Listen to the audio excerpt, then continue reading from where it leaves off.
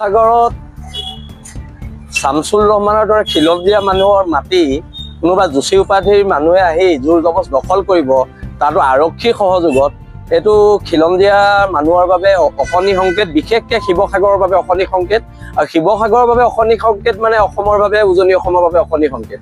আৰু সেইকাৰণে এনেকুৱা ধৰণৰ কাৰ্য সহ্য কৰা নহ'ব। ইয়াৰ বিৰুদ্ধে তীব্ৰ গণতান্ত্ৰিক প্ৰতিবাদ হ'ব।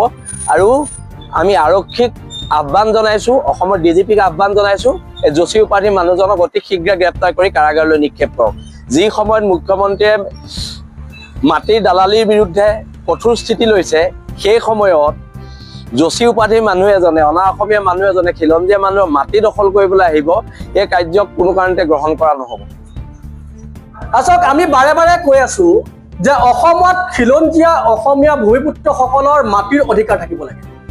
আৰু এই লৈ আচলতে শিৱসাগৰতে এক ব্যাপক ধৰণৰ আন্দোলনৰ আচলতে সন্মুখীন হৈছিলে এই চৰকাৰখন।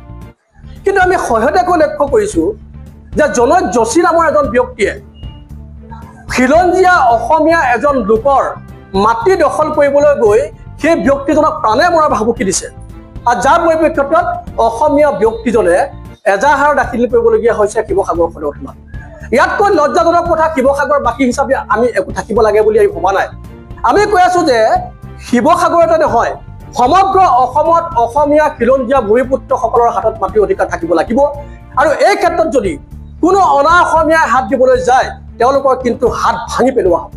আৰু আমি আশা কৰিম যিহেতু সমগ্ৰ বিষয়বস্তুটো আইনী মেপাৰ্চলৈ গৈ আছে, এজাহাৰ দাখিল কৰিছে, গতিকে জনৈক যোশী নামৰ ব্যক্তি, যিজনে চৰকাৰখন তেওঁৰ হাতৰ মুঠিত বুলি কয়, যিজনে পুলিচ প্ৰশাসন তেওঁ জেপৰ ভিতৰত বুলি কয়, সেই ব্যক্তিজনৰ বিৰুদ্ধে ব্যৱস্থা গ্ৰহণ কৰে নকৰে।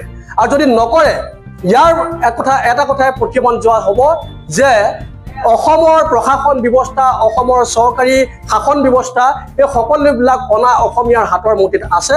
আৰু যদি নকৰে, তেতিয়াহ'লে আমি অনা অসমীয়াৰ বিৰুদ্ধে অসমীয়া দল সংগঠনেই হওক বা অসমীয়া খিলঞ্জীয়া ভূমিপুত্ৰসকলে এক বৃহৎ সংগ্ৰামী পৰিৱেশৰ গঢ়ি তুলিবলৈ আমি কিন্তু বাধ্য।